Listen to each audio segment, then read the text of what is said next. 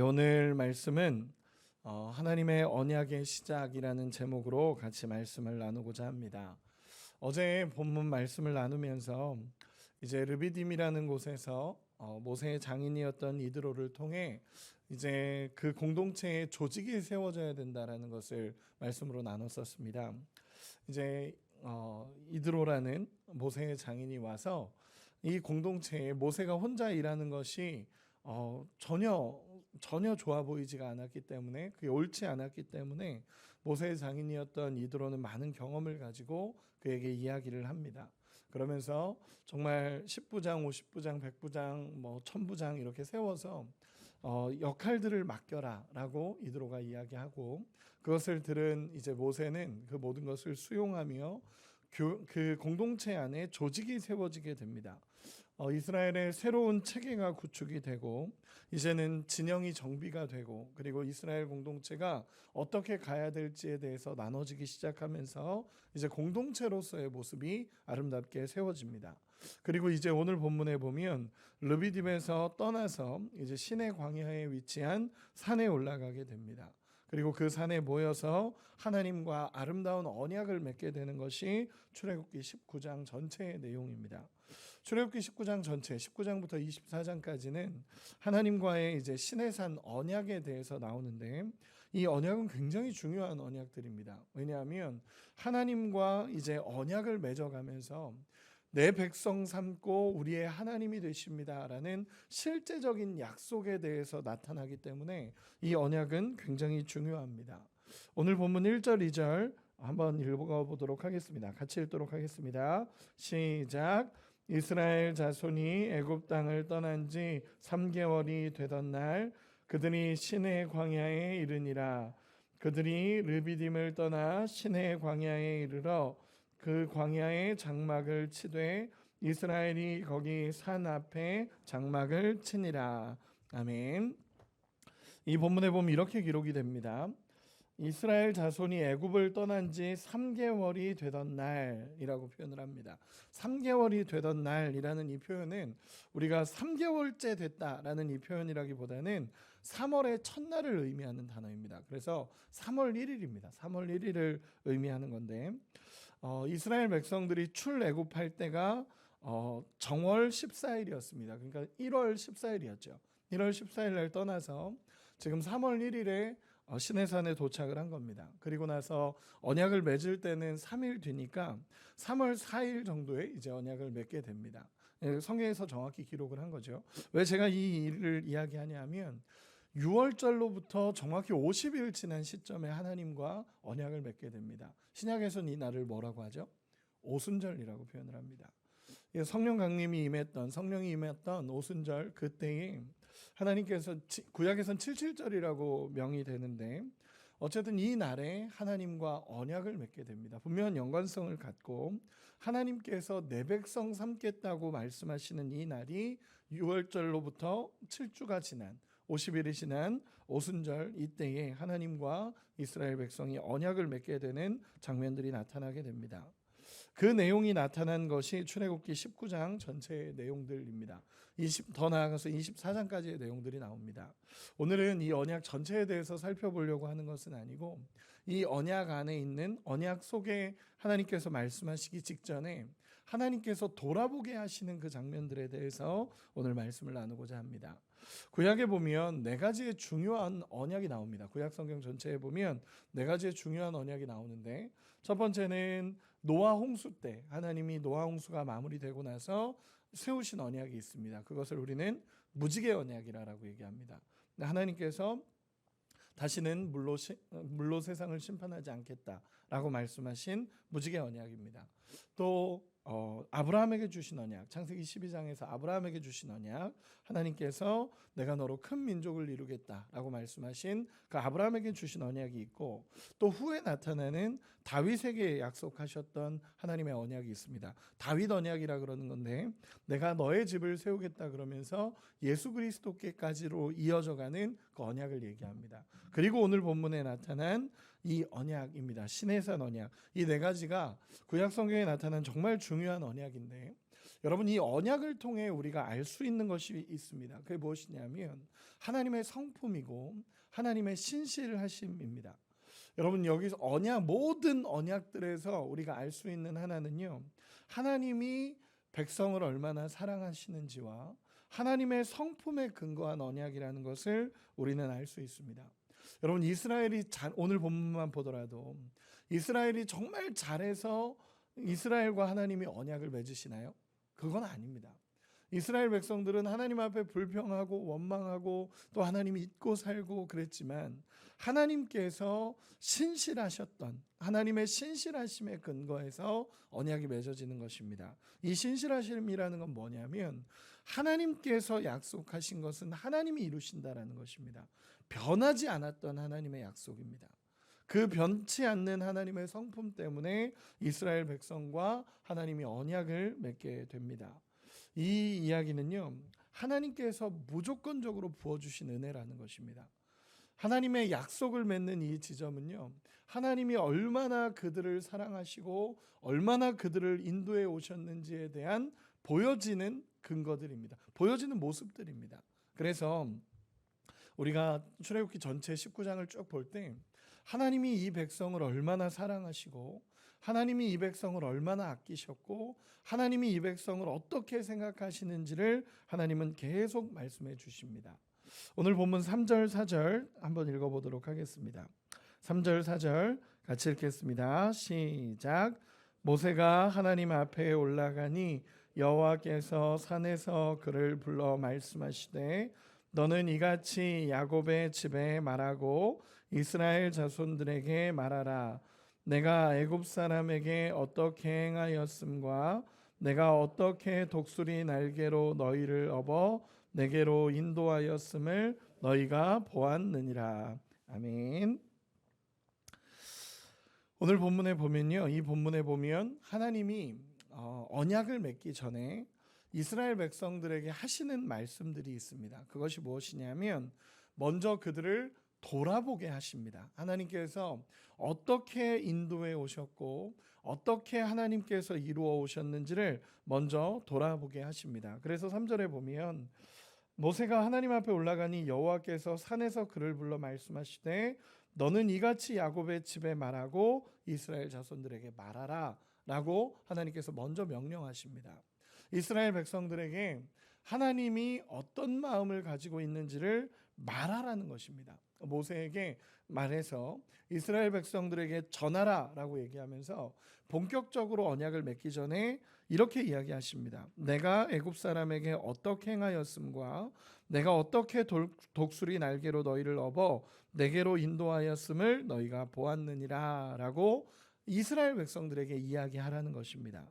여기서는 세 가지를 하나님께서 돌아보게 하십니다. 첫 번째는 뭐냐면 하나님이 애굽 사람에게 어떻게 행하였음을 그들에게 알려줘라 라는 것입니다.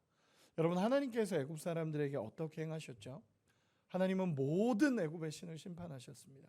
애굽의 신을 심판하시면서 세계 최강국이라고 얘기했던 또 그들을 노예 삼고 그들의 주인인 것처럼 행세했던 그 애굽 사람들을 하나님은 벌하셨습니다. 그리고 애굽의 모든 신들을 치시면서 하나님만이 유일한 신이심을 그들에게 보여주셨습니다. 애굽의 군대를 홍해의 물속에 가두셨고 그들에게서 그 애굽에게서 이스라엘을 건지셨음을 하나님이 말씀해 주셨습니다. 그들이 그렇게 두려워했던 존재였던 애굽 사람들, 그렇게 두려워했던 그들의 신들, 그 모든 것을 하나님이 벌하셨음을 너희가 먼저 기억해라 라고 말씀하시는 것입니다. 여러분, 언약을 맺기 전에 하나님이 어떤 일을 하셨는지를 먼저 보여주시는 것입니다.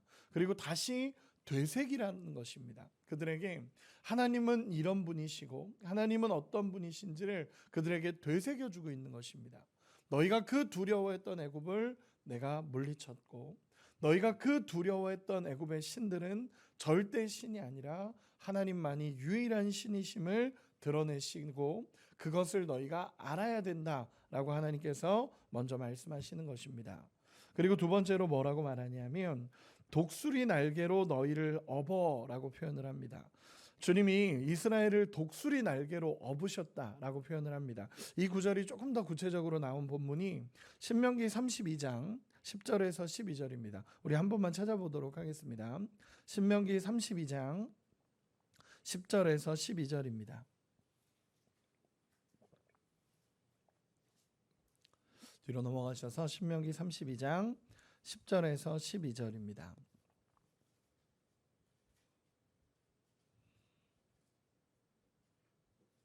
우리 같이 한 번만 읽어보도록 하겠습니다. 읽겠습니다. 시작.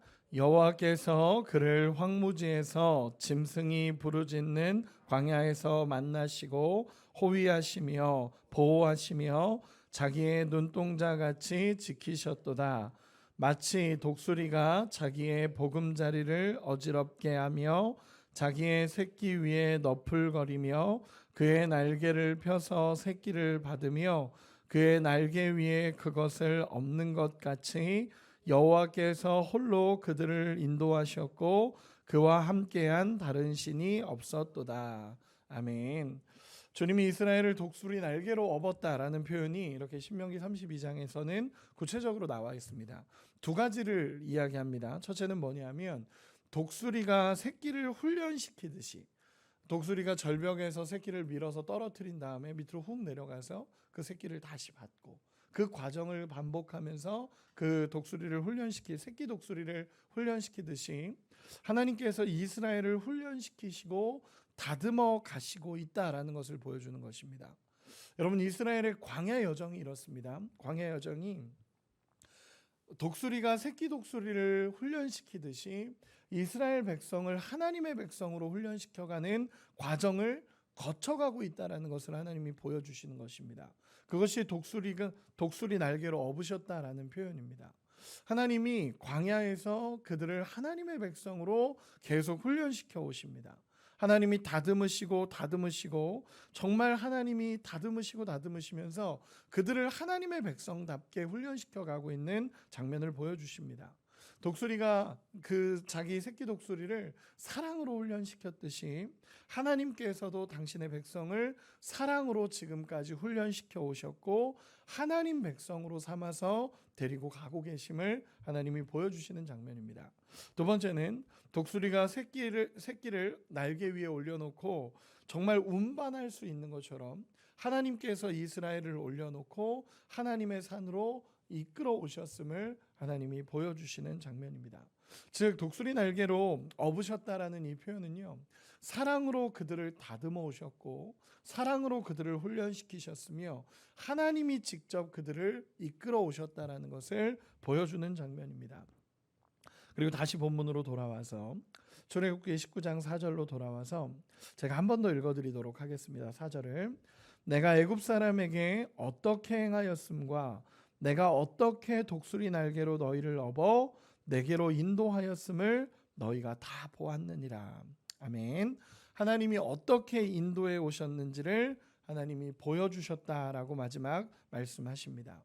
하나님의 특별한 인도하심이 있었고 하나님이 임재하시는 신의 산으로 하나님이 이끌어 오셨다라는 것을 분명하게 이야기하고 있는 장면들입니다. 여러분, 오늘 이 말씀은요, 하나님께서 그들과 언약을 맺으시기 전에 하나님과 엄청난 언약을 맺으십니다. 하나님은 너희는 내 백성이 될 거고 나는 너희의 하나님이 될 거다라고 하면서 구체적인 말씀의 내용은 내일 조금 더 집중해서 다룰 텐데, 하나님은 그 언약을 맺기를 원하셔서 신의 산으로 데려오셨습니다. 그리고 그 언약을 맺기 전에 하나님은 무엇을 하시냐면 하나님이 어떻게 그들을 인도해 오셨는지를 말씀해 주시는 것입니다. 그리고 그 하나님이 어떤 분이신지를 다시 한번 깨달으라라고 얘기하시는 것입니다. 왜냐하면 그 하나님과 우리가 언약을 맺어야 되기 때문에 하나님이 어떤 일들을 이루셨고 하나님이 어떻게 하셨는지를 이스라엘 백성들에게 보여주시는 것입니다. 하나님이 말씀하셨습니다. 내가 너희의 대적이라고 말했던, 너희의 주인이라고 말했던 그 애굽 사람을 꺾어내셨고, 그리고 하나님이 하나님 되심을 증명하셨다라는 것을 이야기하셨고, 또 하나는 하나님이 독수리 날개로 새끼를 훈련시키듯이 내가 사랑으로 너희를 지금까지 훈련시켜 왔다라는 것을 하나님 말씀해 주십니다. 실제로 훈련을 받았죠. 하나님이 구름 기둥과 불 기둥이 앞으로 가면 가고 멈추면 멈추고, 또 하나님이 주시는 음식으로 먹고 하나님이 주시는 음식으로 계속적으로 이제 나누고, 또 거기서 훈련의 그 순종의 훈련을 받고, 그 모든 과정이 하나님과 함께 살아가는 하나님의 백성으로서의 훈련이었다라는 것을 하나님 말씀해 주십니다. 그리고 세 번째는 하나님이 시내산으로 너희를 인도해 왔다라는 것입니다. 여러분, 시내산이 어떤 산이죠? 모세가 처음 하나님을 만났던 그 산입니다. 호렙이지만 같은 의미를 갖습니다. 여러분, 그 하나님이 내가 이 산으로 너희를 인도하시겠다라고 말씀하신 그 모세에게 주신 약속대로 동일하게 하나님은 그 산으로 다시 이끌어 오셨습니다. 그리고 그곳에서 하나님은 언약을 맺겠다라고 말씀하십니다. 말씀의 오늘 말씀의 결론을 맺겠습니다. 여러분, 우리는 늘 기억해야 합니다. 하나님의 약속을 늘 기억해야 하고, 하나님이 나에게 어떤 약속을 주셨는지를 기억하고 붙잡아야 됩니다. 여러분, 하나님의 약속은 변하지 않습니다. 믿으십니까? 하나님의 약속은 변하지 않습니다. 하나님이 우리에게 주셨던 약속들, 하나님이 우리에게 주셨던 마음의 확신들, 그리고 또 하나님이 우리에게 주셨던 은혜들은 절대로 변하지 않습니다. 우리가 기도하면서 가장 소중하게 여겨야 될 게 뭐냐라고 얘기하고, 기도할 때 붙잡아야 될 게 뭐냐라고 얘기한다면 저는 하나님의 약속이라고 확신합니다. 하나님의 언약이라고 확신합니다. 하나님이 우리에게 주셨던 말씀을 붙잡고, 하나님이 우리에게 주셨던 약속을 붙잡고 기도할 때 하나님은 가장 선하게 이끌어 가실 것을 믿습니다. 오늘 본문처럼 하나님이 어떤 사랑으로 우리를 이끌어 오셨는지, 하나님이 어떤 은혜를 베풀어 주셨는지를 늘 기억할 수 있는 우리가 되기를 소망합니다. 하나님이 이스라엘과 본격적으로 언약을 맺기 시작하기 전에, 본격적으로 언약을 맺기 전에 하나님은 하나님이 어떤 분이신지를 알려주십니다. 그들에게 어떤 사랑으로 오셨고 어떤 사랑으로 베풀어 주셨는지를 하나님이 말씀해 주십니다. 오늘 이 새벽에 기도할 때 저는 이 말씀을 묵상하면서 그런 마음이 묵상이 됐습니다. 하나님이 지금까지 나에게 어떤 사랑으로 함께 하셨는지, 하나님이 나에게 지금까지 어떤 은혜로 함께 하셨는지를 돌아보는 이 새벽이 되기를 소망합니다. 하나님이 오늘도 우리에게 말씀하실 것입니다. 내가 너희를 독수리 날개로 업어서 여기까지 이끌어 오셨고, 그리고 지금까지도 하나님이 함께 하고 계심을 분명히 우리에게 말씀하십니다. 그 은혜를 알고 하나님과 함께 살아가는 우리 모두가 되시기를, 그리고 하나님의 언약을 붙잡고 기도하는 우리 모두가 되기를 예수님의 이름으로 축원합니다. 기도하겠습니다.